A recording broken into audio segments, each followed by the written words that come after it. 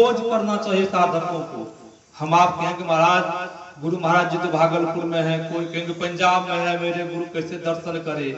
दीक्षा के समय में जो बताए हैं मानस ध्यान करने को, वही तो है गुरु के दर्शन, कि नहीं? वही गुरु के दर्शन है जो कोई ध्यान। अब डॉक्टर कपूर रोज दर्शन के लिए गुरु महाराज जी के कुप्पा घाट जाते थे। एक रोज डॉक्टर कपूर सत्संग कर रहे थे, उनके साला आ गए। अब साला को पता नहीं था कि मेरे जीजाजी सत्संग कर रहे हैं, वो नहीं जानते थे। वो ये जानते थे ये लोग मनुष्य की पूजा करते हैं, ईश्वर परमात्मा पूजा ये लोग नहीं करते। हम लोग तो भगवान राम कृष्ण को मानते हैं, मेरे जीजा लोग जो है ये मनुष्य को मानते हैं। अब उस समय वो सत्संग कर रहे थे, डॉक्टर कपूर कुछ नहीं बोले। अब उनके साला को हम इनके यहाँ आए, कुछ बोलिए नहीं, बैठ करके क्या कर रहे हैं, मनुष्य की पूजा में लगे हुए। जब उनका पूजा पाठ खत्म हुआ तब उनको लिए बैठने के लिए दिए और भोजन के लिए आग्रह करके भोजन किए उनके साला। तब डॉक्टर कपूर कहते हैं कि हम जाएंगे गुरु महाराज जी के दर्शन करने के लिए, हम प्रत्येक दिन जाते हैं, क्या आप भी चलेंगे? उनके साला को मन में है जाकर देखना चाहिए। उनके साला कहते हैं क्या जीजा आप मनुष्य की पूजा में लगे हुए, आप राम कृष्ण को मानिए। मैं आपको कितना बार कहा हूं कि इनका पूजा छोड़ दीजिए, मैं की पूजा क्या है, आप मैं पूजा करते रहते हैं। बहुत भगवान है, भगवान शिव है, बहुत तरह के भगवान है, विष्णु है, गणेश है, कि बहुत भगवान है। कोई भगवान को आप चुनाव कर लीजिए, उनको मानिए, भगवान को मानिए, क्या आप मनुष्य का पूजा करते रहते हैं। यहां से दो निकलते हैं, जैसे आश्रम कुप्पा घाट पहुंचते हैं, डॉक्टर कपूर दंडवत प्रणाम करते गुरु महाराज जी को। जैसे उनके साला को इशारा प्रणाम करने के लिए डॉक्टर कपूर, तो गुरु महाराज जी कहते हैं क्या डॉक्टर कपूर आप मनुष्य की पूजा करते हैं, बहुत भगवान है। हम उनके साला को हुआ गुरु महाराज की जय। उनके साला को हुआ मन में ये तो हम ही जीजा को कह रहे थे, ये गुरु महाराज कैसे इनके गुरु कैसे जान गए। तब उनका वहां भ्रम दूर हो गया। तब फिर गुरु महाराज जी से दीक्षा ली थी उनके साला। जब भ्रम दूर होता है तब न लोग फिर मार्ग को अपनाते, रास्ता को अपनाते हैं। जब तक भ्रम देखते हम आप रात्रि में चलते हैं, सड़क पर रस्सी रहती है, हम लोगों को भ्रम हो जाता है सर्प है, और कहीं जब टॉर्च जलाते हैं तो भ्रम दूर हो जाता है, ये तो रस्सी पड़ी हुई थी। उसी तरह अंधकार में जब हम आप रहते हैं भ्रम भूल होता है, जब अंधकार दूर होता है तब भ्रम भूल नहीं होता है, तब दूर हो जाता है। इसलिए संत महापुरुष ऋषि कहते हैं ये मनुष्य का शरीर जो मिला है बड़ा उत्तम शरीर है। परम संत बाबा देवी साहब कहते हैं सीता में जलने से पहले और कब्र में दाखिल होने से पहले वह मोक्ष को प्राप्त कर लीजिए, वह धन को कमा लीजिए, ताकि बुढ़ापा में हम बैठ के खाए। हम आप धन को संग्रह करते हैं ना, इसलिए बुढ़ापा में बैठ के खाएंगे। ऐसा होता है, बहुत तो ऐसे हैं, बहुत तो घर में धान को संग्रह किए मकान बनाए, 4 महला 5 महला बनाते हैं, बुढ़ापा आने पर वही पुत्र घर से निकाल देता है ना, कि नहीं निकाल देता है घर से। बहुतों को निकाल दिया, बहुतों को वृद्धाश्रम पहुंचा दिया है। जाके देखिए ऋषि के हरिद्वार में बहुतों का पुत्र ऐसा किया कि नहीं किया है। वही परम संत बाबा देवी साहब कहते हैं वह धन को इतना कमा लीजिए ताकि बुढ़ापा में बैठ के खाए। बैठ के खाने का अर्थ जब आदत पड़ जाएगी तब हम आप करते रहेंगे ना, तब नहीं हम लोगों को छूटेगा, नहीं छूटेगा, तब संस्कार बनेगा ना। शरीर छूट गया पुनः फिर शरीर मिलेगा ना, संस्कार बन रहा है ना। जब कहीं आदत नहीं पड़ी है तब बुढ़ापा भजन होगा ना।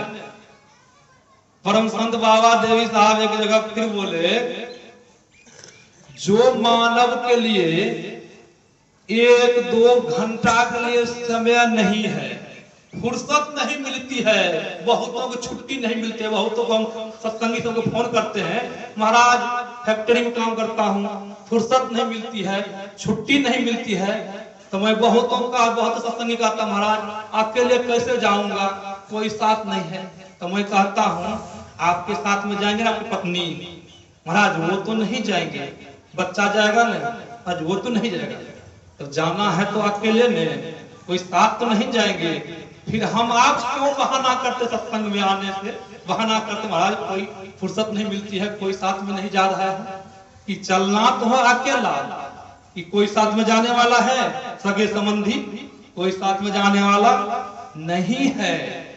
इसीलिए बाबा देवी साहब कहते हैं जिनको 1-2 घंटा के लिए फुर्सत नहीं है, वो आदमी भजन भेद जान भी लिया तो किस काम का है?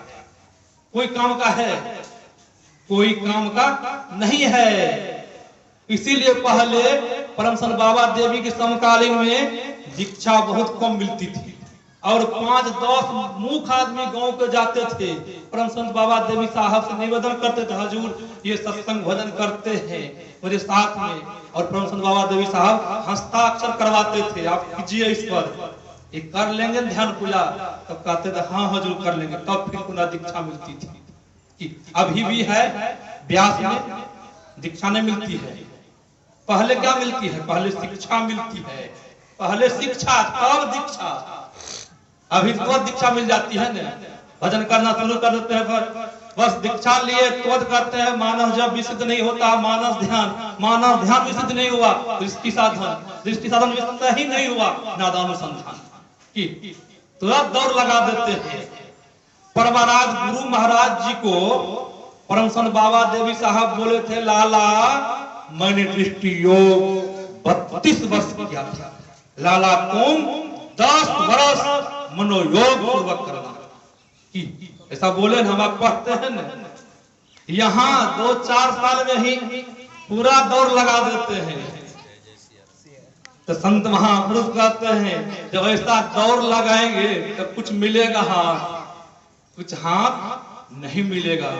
अभी हम आप सुन रहे थे, सो प्रत दुख पावई सिर धुनी धुनी बचताए, काल ही कर रहे ईश्वर ही मिथ्या दोष लगाए। किनको दोष लगाएंगे? काल ईश्वर को। अभी भजन करने के लिए फुर्सत नहीं मिल रही है कि तो बुढ़ापा में काल कर्म को दोष लगाने से कुछ मिल जाएगा? नहीं, कुछ नहीं मिलेगा। मृत्यु होगी, शरीर छूट जाएगा। जिस तरह का हम आप कर्म किए हैं उस तरह का फल मिलेगा। विष्णुकांत जी महाराज ने कहा है, नर्तन मिला है भवजल पार पाने के लिए, बिगड़े हुए निज कर्मों को बनाने के लिए, निज सूरत को भुला दिया है जगमुरत के प्यार में। कोई नहीं अपना है प्यारे तेरा इस संसार में। हम आप इस तरह मानते हैं, सबको अपना ही मानते हैं। संत महापुरुष कहते हैं इस संसार में कोई किसी का नहीं है। कि जो नर्तन मिला है भव जल पार पाने के लिए मिला है। अब गोस्वामी जी महाराज क्या बोले, करण धार सदगुरु दृढ़ नावा, दुर्लभ साज सुलभ कर पावा। गोस्वामी जी महाराज इस शरीर को नाव कर दिए, तो ये नाव कहाँ चलेगी? इस तरह डूबी नाव, पानी में नाव चलती है। यहाँ कौन सा पानी है? कोई पानी है? इस संसार को संतों ने सागर कहा है कि भव सागर है इस संसार। ये नाव चलाने का ड्राइवर कौन है? मलाह कौन है? संत सतगुरु है। जब उनके चरण शरण में जाएंगे तो खेव करके पार उतार देंगे न, शरीर का सार्थक हो जाएगा न। जब संत सतगुरु के पास नहीं गए तब सार्थक होगा। इसीलिए संत महापुरुष ऋषि कहते हैं, नर्तन मिला है भवजल पार। ये संसार पार करने के लिए शरीर मिला है। हम लोग क्या किए हैं? निज सूरत को भुला दिया है जगमुरत के प्यार में। हम लोगों की सूरत कहाँ लग गई है? संसार में। जब संसार में सूरत लग गई है, शरीर जब छूटेगा तब किस तरह का शरीर मिलेगा? देहस्था सर्व विद्याश्च देहस्था सर्व देवता की। देहावसान समय चित्ते यदति भावे तत्ते भवे जीव इत्येव जन्म कारण की देह त्याग के समय में जीव जो जो भावना करते वही जन्म का कारण होता है न। हम लोगों को सोच लग गई संसार में शरीर छूटेगा तो किस तरह का शरीर मिलेगा। और लोगों को शरीर मिलेगा, संसार में आसक्ति है, धन में आसक्ति है तो चूहा बनेंगे न। किसी की आसक्ति पत्नी में है तो क्या बनेंगे, बहुत कटु शब्द संत ने कह दिया है, वह कुत्ता बनेंगे। और कहीं पत्नी की आसक्ति पति में है, शरीर छूट गया तो वो क्या बनेंगे, कुतिया बनेंगे न। ऐसा संत महापुरुष वर्णन किए। इसलिए हम आप जब चाहते हैं इस आसक्ति को त्यागने के लिए, आसक्ति का त्याग कहाँ हो, आसक्ति का त्याग कहाँ जाने से आसक्ति छूट जाएगी, सत्संग में आने से। बंगाल के संत वेराम कृष्ण जी महाराज उन्होंने कहा जिस तरह हम आप खीरा खाते हैं न, खीरा को देख लीजिए, खीरा का क्या संकेत है।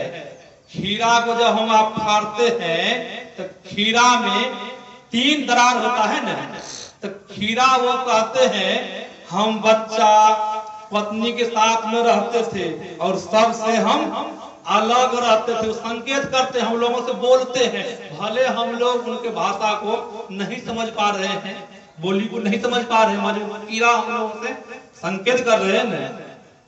तो खीरा उसी तरह हम आप जब खीरा बन के रहेंगे संसार में तब आसक्ति छूट जाएगी न, तब भजन में मन लगेगा न। जब आसक्ति नहीं छूटेगी तो भजन में मन नहीं लगेगा, भजन में नहीं मन लगेगा तो मनुष्य का शरीर नहीं मिलेगा, तो पशु का शरीर मिलेगा, पशु का शरीर मिलेगा तो दुख उठाना पड़ेगा। यही आप लोगों की सेवा मैंने सुनाया, अपना वक्तव्य वहीं पर विराम देता हूँ। पूज्य बाबा से सुनेंगे, विशेष लाभ होगा। श्री सतगुरु महाराज, श्री सतगुरु महाराज की जय। जगन्नाथ स्वामी जी महाराज से हम सुन पा रहे थे अमृतमय वचन हम जीवों